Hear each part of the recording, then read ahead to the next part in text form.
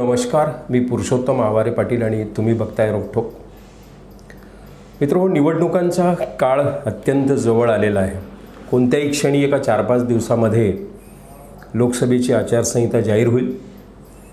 परंतु विरोधी पक्ष जो आहे, इंडिया फ्रंट आणि महाराष्ट्रामध्ये महाविकास आघाडी यांचं अजून जागा वाटपाच्या चर्चेचं गुऱ्हाड काही संपत नाही. या पार्श्वभूमीवर भारतीय जनता पक्षाची तयारी कशी मजबूत आहे याचा नुकताच अनुभव काल आला. पक्षाचे राष्ट्रीय नेते आणि केंद्रीय गृहमंत्री अमित शहा, ज्यांना पक्ष संघटनेतलं चाणक्यसुद्धा म्हटलं जातं, साम दाम दंड भेद नीती ह्या सगळ्या वापरून पक्षाला पुढे कसं न्यायचं, जोडतोड कशी करायची, कुठल्याही राज्यामध्ये पुरेसं संख्याबळ नसताना सरकार कसं बनवायचं, याच्यातले ते सराईत आणि माहीर असे राजकीय नेते आहेत. भारतातला जगातला सर्वाधिक बलाढ्य पक्ष सदस्य संख्येच्या नात्यानं आर्थिक सुबत्ता, कार्यकर्त्यांचं प्रचंड मोठं मनुष्यबळ, अत्याधुनिक तंत्रज्ञान वापराचा अनुभव हे सगळं असतानासुद्धा भारतीय जनता पक्षाला अगदी ग्रामीण स्तरावर सुद्धा जावंसं वाटतं. परवा अमित शहा यांनी विदर्भाचा दौरा केला. ते अकोल्यात होते. अकोल्यात वऱ्हाडातल्या परिसरातल्या 5 लोकसभा मतदारसंघाचा त्यांनी आढावा घेतला. जवळपास 500 प्रमुख पदाधिकारी अकोल्याच्या त्या बैठकीला हजर होते. अत्यंत सूक्ष्म पद्धतीनं भारतीय जनता पार्टी कसं काम करते याचं हे परिचायक आहे. अमित शहा यांनी कार्यकर्त्यांना, पदाधिकाऱ्यांना मार्गदर्शन करताना आजही जमिनीवर आपण असल्याचं भान देणं हे सगळ्यात महत्त्वाचं आहे. पक्षाचा जो समर्पित कार्यकर्ता आहे, जो डिव्होटी आहे, ज्याला भारतीय जनता पक्षाच्या कॅडरमधून जो आलेला आहे, असा कार्यकर्ता आणि पक्षाचा कमिटेड वोटर हा जर प्रत्यक्ष मतदान केंद्रावर गेला नाही तर आपला कसा बट्ट्याबोळ होईल याची उत्तम जाणीव अमित शहांना आहे. हे कालच्या त्यांच्या मेळाव्यातून, आढावा बैठकीतून दिसून आलं.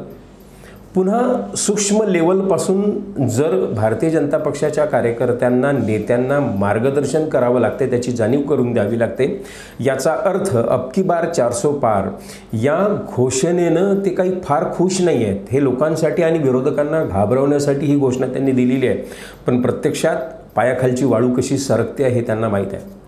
मित्रो, कदाचित देशभरात 3री टर्म मोदींना येईल, केंद्रात मोदी सत्तेवर येतील, पण महाराष्ट्रात मात्र कोणत्याही परिस्थितीमध्ये महाविकास आघाडी येणार नाही. लोकसभेत भारतीय जनता पार्टीला आणि महाविकास युतीला बहुमत मिळणार नाही हे स्पष्ट असल्यामुळं केंद्राच्या मोठमोठ्या भारतीय जनता पक्षाच्या नेत्यांचं लक्ष महाराष्ट्रात लागलेलं आहे. शेवटी भारतीय जनता पक्षावाले आणि त्यांचं संघटन, RSS वाले हे अत्यंत चाणाक्ष आणि हुशार लोक आहेत. अंतर्गत दर 15 दिवसांनी, महिन्यातून ते सर्वे करतात. प्रत्येक लोकसभा मतदारसंघाचा करतात, विधानसभा मतदारसंघाचा करतात आणि त्यांच्या लक्षात येतं की पक्षाच्या पायाखालची वाळू इथे सरकते आहे. महाराष्ट्रात त्यांना रिपोर्ट आले असतील. म्हणून मोठ्या प्रमाणावर केंद्राच्या शीर्षस्थ नेत्यांच्या बैठका चालू आहेत. प्रत्येक लोकसभा म्हणजे माणसाला माणूस भिडवणं, तसं शीटला शीट भिडवणे, लोकसभा जागेच्या त्या मतदारसंघात जाणे, बारीक सारीक गोष्टी करणे, कुणी नाराज फॅक्टर असतील त्यांना वेळीच दाबणे, पुढची आश्वासनं देणे, ह्या सगळ्या गोष्टी आहेत. अमित शहानी अकोल्याच्या बैठकीमध्ये प्रामुख्यानं गुजरातमध्ये त्यांनी गेली 30 वर्ष, आता 27वं वर्ष चालू आहे, इतकी वर्ष, 3 दशकं कशी भारतीय जनता पार्टीची सत्ता आणली याचं अगदी सादरीकरण करून दाखवलं. याचा अर्थ असा आहे की ते महाराष्ट्रातल्या भारतीय जनता पक्षाच्या कामाबद्दल खुश आहेत असं नाही. त्यांनी नव्यानं सांगितलं की गुजरातमध्ये आम्ही भारतीय जनता पक्ष सत्तेवर कसा आणला, साम दाम दंड भेद नीती हे सगळं वापरून काहीही करा आणि सत्तेवर या. तिसऱ्यांदा जर भारतीय जनता पक्ष सत्तेत आला नाही तर पुढे त्याचं काही खरं नाही, हे याची सल त्यांना होती. त्यामुळे अमित शहानी 5 लोकसभा मतदारसंघाचा आढावा घेऊन काही कानमंत्र दिला. यासोबतच अनेक कार्यकर्त्यांना, पदाधिकाऱ्यांना त्यांनी कानपिचक्यासुद्धा दिल्या. भारतीय जनता पक्षामध्ये, कारण भारतीय जनता पक्षाची गेल्या काही वर्षामध्ये आता काँग्रेस झालेली आहे, तो पक्ष मोठ्या प्रमाणात विस्तारलेला आहे. जवळपास 40 ते 50% कार्यकर्ते आणि नेते मोठ्या प्रमाणावर इतर पक्षातले, प्रामुख्यानं काँग्रेसमधले आणि छोट्या छोट्या पक्षांमधले भारतीय जनता पक्षामध्ये गेलेले आहेत. ते संघाच्या मुशीतून तयार झालेलेच असतील असं नाही. त्याच्यामुळे अशा कार्यकर्त्यांना, अशा पदाधिकाऱ्यांना अगदी ABCD पासून सांगणं, समजावून सांगणं, तत्वाधिष्ठित काही गोष्टी सांगणं हे मोठं कठीण कर्म राष्ट्रीय स्वयंसेवक संघासाठी आहे. त्याच्यामुळे त्यांची ती कसरत होते. परंतु त्यांना हे माहीत आहे की जोपर्यंत पक्षाला OBC चेहरा निवडणुकांच्या रणांगणात, मैदानात OBC माणसं, मराठा माणसं, इतर गैर ब्राह्मण म्हणजे ब्राह्मणेतर माणसं उभं करणार नाही, तोपर्यंत पक्षाला यश प्राप्त होणार नाही.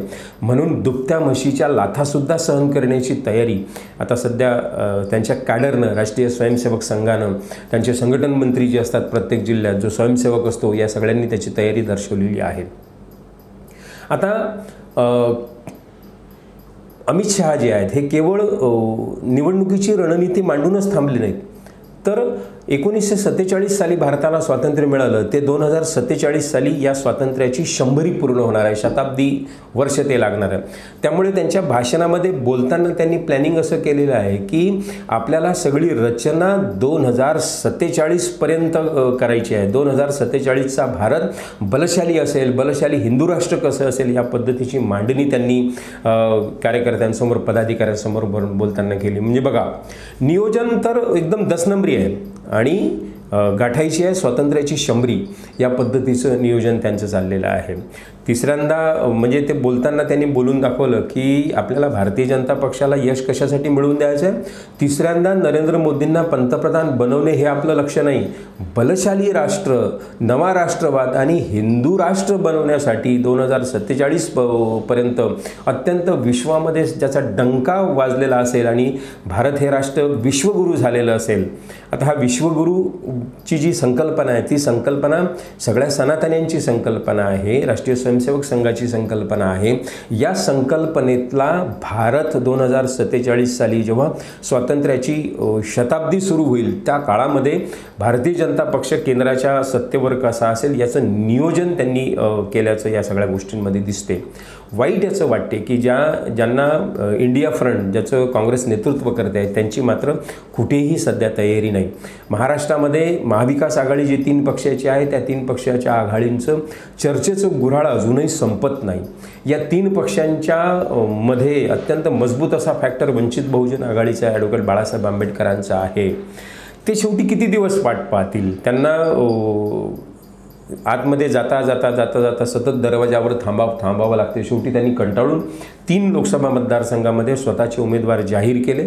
महाराष्ट्रामध्ये प्रत्येक जिल्ह्यामध्ये स्वतःच्या मोठ्या महासभा, रॅलीज त्यांनी सुरू केली आहे. त्याच्यामुळे आता बाळासाहेब आंबेडकरांचं महाविकास आघाडीत इंडिया फ्रंटमधला प्रवेश अत्यंत धुसर दिसायला लागलेला आहे. तुम्ही काही म्हणा, पण ही वस्तुस्थिती आहे. त्याचे फायदा, नफा, तोटा कोणाला होईल ही पुढची गोष्ट आहे, परंतु आपला स्वतःचा एक स्वतंत्र राजकीय पक्ष चालवण्याचं, तो मोठ्या प्रमाणात वाढवण्याचं, समाजातल्या वेगवेगळ्या लहान सहान भटक्या, विमुक्त, आदिवासी यांना राजकारणाच्या मुख्य प्रवाहात उमेदवारीच्या दृष्टीनं सामावून घेण्याचं स्वातंत्र्य ॲडव्होकेट बाळासाहेब आंबेडकरांना नक्की आहे. त्याचे परिणाम काही होत. आम्ही जो विचार करतो की मागच्या वेळेस 2019च्या निवडणुकीला जवळपास 8 ते 9 लोकसभा जागा मतदारसंघामध्ये काँग्रेसचे उमेदवार वंचित बहुजन आघाडीच्या या सगळ्या उमेदवारीमुळे पडले. कारण की जवळपास 70,000 ते 3 लाखापर्यंत 8-9 मतदारसंघात वंचित बहुजन आघाडीला जी मतं पडली, त्याचं नुकसान, थेट नुकसान काँग्रेसला झालं.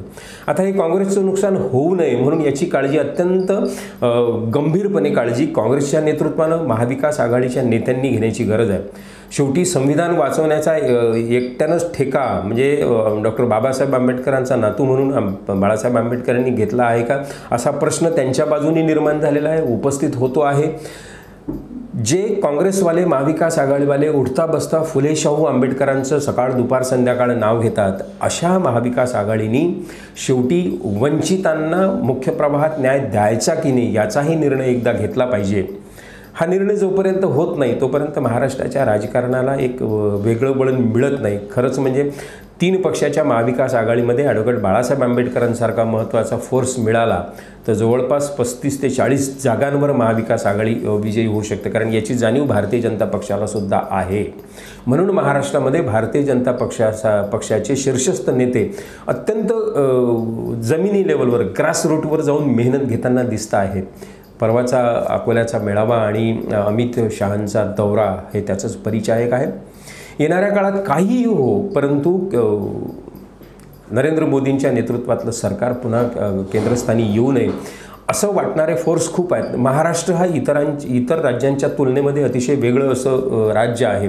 त्याच्यामुळे महाराष्ट्रात महाविकास आघाडीची सत्ता पुन्हा येईल, महायुती पराभूत होईल. कदाचित केंद्रात नरेंद्र मोदी येतील की नाही हे माहीत नाही, येऊ शकतील, परंतु महाराष्ट्रात मात्र त्यांचा पराभव होईल याची जाणीव झालेली आहे लोकांना, भारतीय जनता पक्षाच्या लोकांना. म्हणून मोठ्या प्रमाणावर भारतीय जनता पक्षाच्या शीर्षस्थ नेत्यांचे दौरे आता सुरू झालेले आहेत. मित्रो, काय लोकसभेचे अपडेट राहतील हे अपडेटवर आपण सतत चर्चा करत राहूया. आतापुरतं एवढंच. हा व्हिडिओ आवडला असेल तर रोकठोक या चॅनलला सबस्क्राईब करा आणि या व्हिडिओला लाईक आणि शेअरसुद्धा करा. नमस्कार.